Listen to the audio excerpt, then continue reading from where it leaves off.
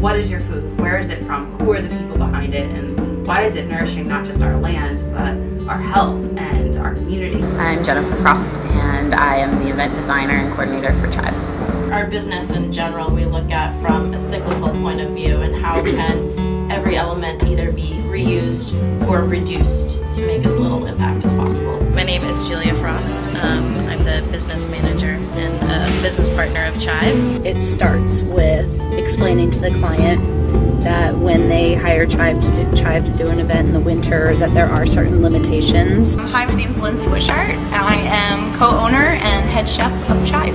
Menus in the winter tend to be nice and hearty, but they don't have to be heavy. They can still be light and fresh. What it takes is a good relationship with a local farmer, and we're lucky we have Mike Raymond at First Light Farm and some other farmers that really love what we do, and it helps us support what they love to do. I'm incredibly grateful that there are folks who are sourcing sustainable products and willing to make an effort to deal with a small grower who might not have what they want.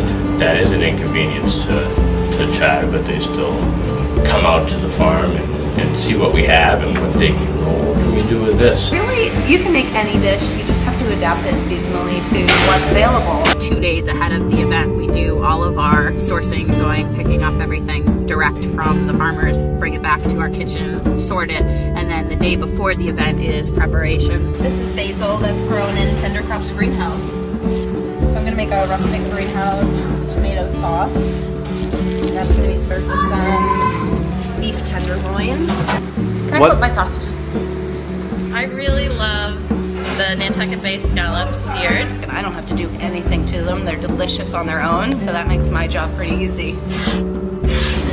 Wilted winter greens with mushrooms, and they're going to sit on top of nitty-gritty corn cakes. It tastes a little bit earthy, actually, because the combination of the greens on top of the nitty-gritty corn cake, which just kind of has a soft texture, but when you bite into it, it also has a little bit of grit, which is nice. We serve them in all sorts of ways, but roasted Brussels sprouts with Bailey hazelnut blue cheese on them, which is just outrageous. They don't create any trash, but everything plastic recycled, compost, and paper recycle. Ready to go.